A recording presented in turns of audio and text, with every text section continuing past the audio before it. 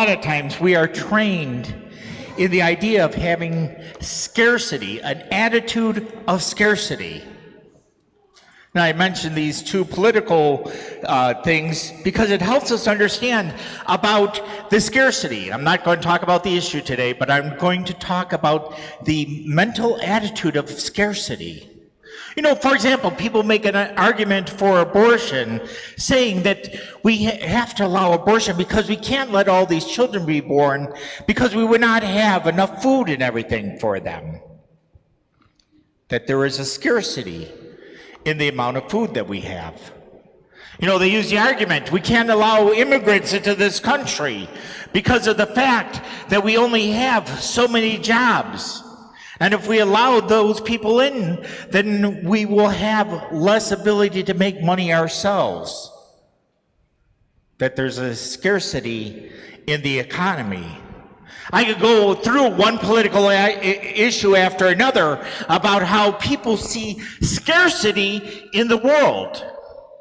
And then when we see that scarcity in the world, it makes us see scarcity not only in political issues, and not only in places that there should be somewhat the idea of scarcity, but there becomes scarcity in almost everything.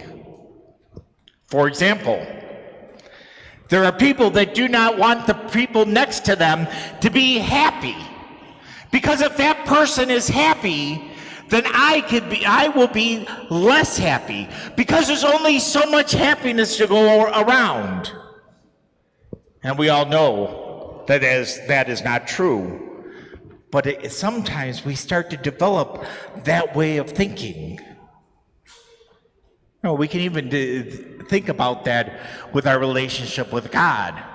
You know, if somebody has more of a relationship with God, then I will have less. Or if God loves somebody more, I will have less. Or that if God does great things for one person, he won't be able to do great things for me. You know, it's almost how siblings compare one another, and they talk about sometimes that who is their parents' favorite. You know, my parents were here last night, and you know, I'm their favorite of the three children, of course. No, that's not true. My mother always says, I love all three of you equally, but that's what she says. But the idea that yes, there's enough love, even from a mother and father, that they are able to love their children as much as possible.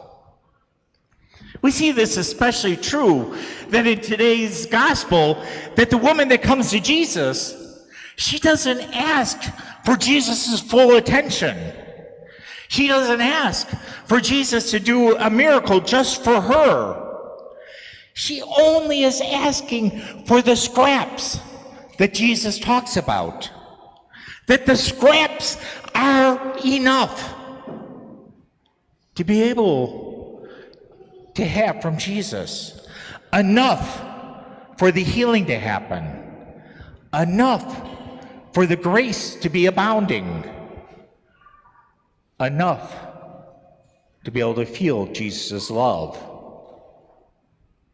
And thus, we have to have this attitude of that God loves us completely. That there is no difference between each and every one of us. And it's not like God loves us more because we do the things right. Now, some of you might be shocked by that. You know, but if you are, don't leave early, at least stay for the collection. But the idea, God loves you completely. God loves you completely. And instead of reacting to God out of a fear of not being able to have his love, our hope is always that you act out of the idea that you have received God's love and you want to give back God's love, that you want to give back God's love in prayer, that you want to give God's love back in serving our brothers and sisters, that you want to give God's love back by coming to Mass on Sundays. That it's not about fear, but it's about love. In some ways, how have you been so worried about doing things right for the love of God, that God will love you more if you do things right? Instead, start to look at that. Instead, start to act up in general on God's love and living your life as being repaying God's love and sharing it with others.